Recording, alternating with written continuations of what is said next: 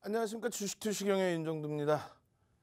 시장 상황이 굉장히 어렵습니다. 3,000포인트에서 훌쩍 위로 올라갈 것 같이 그렇게 형성되다가 갑자기 또 3,000포인트 미만으로 내려오고, 새로운 내용이 있느냐라고 했을 때 또 새로운 내용은 없다라는 거죠. 그럼 결론적으로 금요일장의 미국장의 흐름, 다우지수의 조정, 또 S&P 500 지수의 조정, 나스닥과 필라델피아 반도체 지수는 약보합이었죠. 아쉬운 거는 월요일 기준에서 미국 증시 선물 부분에서의 1% 이상의 낙폭, 그 부분이 좀 많이 버거웠습니다. 일본 증시에서 2.13% 하락으로 마감했고요. 국내 증시도 오늘 좀 어렵게 마감이 됐습니다. 이럴 때일수록 시장 상황 제대로 보셔야 돼요. 그죠? 시장이 우상향의 기준에서 이렇게 눌려있는 흐름인데, 이것이 진짜 말 그대로 이런 조정으로 연출될 거냐, 아니면 그대로 우상향으로 할 거냐. 결론부터 말씀드리면요, 지금까지 2020년 3월 이후에 변이 바이러스, 코로나19 변이 바이러스, 또 오미크론, 이 부분 금융시장에, 증권시장에 미치는 영향력은 제한적이었다. 증권시장에 2020년 3월 이후에 이렇다 할 조정이 코로나19 변이 바이러스 때문에 나온 적은 없었다. 오미크론도 일단은 어찌됐든 현재 기준에서는 제한적인 변동성을 주고 있다. 그렇게 결론부터 말씀드립니다. 두 번째 기준은 긴축 부분에 대해서요. 긴축에 대한, 또 금리 인상에 대한 그런 우려감이나 이런 내용들이 있다면 결론은 나스닥과 필라델피아 반도체 지수가 깨져 내려갔어야죠. 19일 기준에. 그렇지 않았다는 겁니다. 결과적으로 FOMC 회의 이후에 변동성이 조금 더 확대됐던 부분, 미국의 내만여의 날, 그렇게 되면서 변동성이 다시 일부 확대됐을 뿐이다. 월요일 선물 기준의 흐름은 불확실성과 아시아 증시, 일본 쪽의 낙폭 확대, 이 부분이 일부 더 연동돼 있을 뿐이다. 이렇게 일단은 해석을 하겠습니다. 자, 보겠습니다. 미국의 선물 옵션 만기일이 언제예요? 매달 세 번째 주의 금요일입니다. 금요일이 껴있는 주간에 매달 세 번째 주. 그리고 우리나라는 매달 두 번째 주 목요일이 되죠. 두 번째 주 목요일. 근데 우리가 미국 쪽의 만기를 그렇게 확인해서 들여다보는 경우는 좀 드물어요. 그때 들여다보는 거지. 그리고 그런 얘기가 있어요. 뭐 만기일 때는 항상 시장이 변동성이 커지고 빠진다. 그렇지 않습니다. 뭐 만기일 때마다 동시 만기일 때 3, 6, 9, 12 확인해 보면 되는 거죠. 실질적으로 그렇지 않고요. 또 우리나라는 내만여의 날 이렇게 표현을 하지만 실질적으로는 주식 옵션은 지금 지수 옵션, 주가지수 선물에서 주가지수 옵션, 그 다음에 주식 옵션, 개별 주식 선물 머리 쭉 돼 있는데, 지수 선물하고 지수 옵션은 어차피 우리나라에서도 코스피 200 지수, 코스피 200 지수 옵션, 이 부분은 활성화가 되어 있습니다. 그런데 개별 주식에 대한 선물 부분이 미국 대비해서는 그렇게까지 크게 활성화되어 있지는 않고요. 주식 옵션은 우리나라는 거의 거래가 아예 없죠. LP가 들어오질 않죠. 즉 결론적인 기준에 우리나라는 사실상 내만여의 날이 아니고 세만여의 날입니다. 결론은 미국 쪽의 내만여의 날, 올해를 마감하는 선물 옵션 동시 만기일이 있었기 때문에 변동성의 기준이 일부 확장된 부분에 있다. 다만 이것을 추세로 놓고 보지 말자, 이렇게 말씀드리는 겁니다. 자, 미국 증시 기준 흐름 보시면은 별 내용은 사실 없어요. 30개 종목 주가 평균 방식으로 진행되는 다우지수의 조정이 좀 더 낙폭이 컸다. 그리고 S&P 500 지수의 흐름은 1% 수준의 하락이었다. 여기까지입니다. 나스닥은 보합이었죠, 보합. 필라델피아 반도체 지수도 보합. 그런 가운데 성장 둔화 우려감보다는 오미크론 리스크나 이런 부분, 성장 둔화 우려보다는 고물가 장기화 가능성에 대한 우려감이 크다는 거예요. 그러니까 지금 스태그플레이션의 우려감보다는 인플레이션 자체의 가파른 속도, 사실상 올 초에 좀 잡아줬으면 좋았을 뻔했는데 여러 가지 이유로 하반기 또 내년으로 테이퍼링이 미루어지면서 일단은 고물가가 장기화될 가능성이 있다라고 하지만 이 부분도 성장이 둔화돼서 스태그플레이션이다 이렇게 하는 우려감이 아니라는 거죠. 오히려 이제 뉴욕은행 연준 총재는 뭐라고 얘기를 했어요?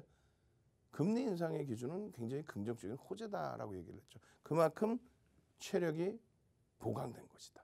그런 내용입니다. 그래서 미국 쪽의 금요일 기준에서 그럼 그나마 우려되는 내용은 없다라는 거고요. 오미크론 변이 바이러스의 유럽 확장, 미국 확장 다 굉장히 좀 부담스러운 요인이고 굉장히 큰 문제입니다. 다만 이것이 말씀드린 것처럼 금융시장, 특히 이제 주식시장에 미치는 영향력은 상당히 제한적이라는 거. 그 부분만 좀 말씀드리는 거예요. 그리고 금리 부분은 2023년도에 2차례 올릴 걸로 예상했던 금리 인상. 올해 초까지만 해도요. 그 부분이 경기가 굉장히 지표가 크게 개선되면서 뭐 2, 3회 정도. 근데 실질적으로 이제 3회 정도의 금리 인상을 예측을 하고 있습니다. 그죠? 3회. 2022년도부터 해서.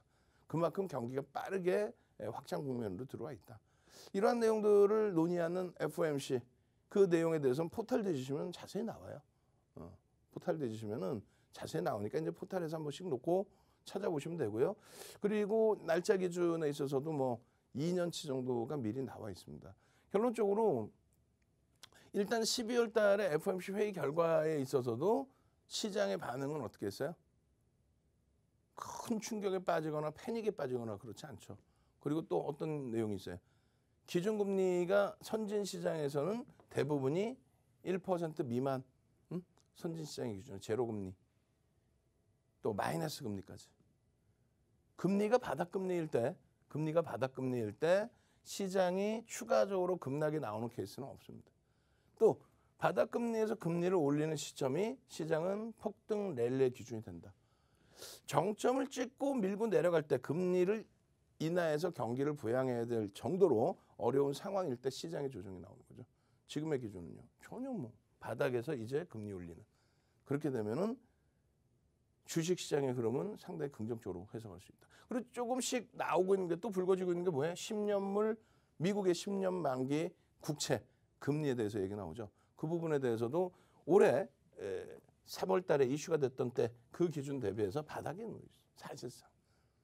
그리고 월선 차트로 놓고 보시게 되면은 테이퍼링을 단행할 때와 테이퍼링을 언급했을 때 2013년 그리고 2014년부터 본격적인 테이퍼링 그리고 금리 본격적인 금리 인상 시기 그때 형성됐던 게 3% 그리고 지금은 1.4%죠. 전혀 문제될 게 없죠. 그럼에도 불구하고 이 내용들이 조금씩 불거질 수 있습니다. 미리 아쉬우게 졌다가 그 충격이 나온다면은 오히려 주력주들에 대한 편입의 기준 그 부분을 설정해야 된다. 달러 인덱스도 말씀드렸어요. 이런 비중에 대해서 달러 인덱스에 대해서 비중 설정 범위가 나오고 그리고 이 부분에 대해서 이제 지수화돼 있는데 100을 기준으로 설정을 해 있죠. 지금 100을 넘긴 경우들도 있어요. 최근 들어서 그러면 단기적인 관점에서는 뭐 강세다라는 얘기도 할 수 있습니다. 테이퍼링 또 금리 인상 이런 부분을 가지고. 그런데 앞전에 이런 월선 차트로 놓고 보시면 이 앞전의 흐름들이 100을 넘기는 흐름이에요. 이게.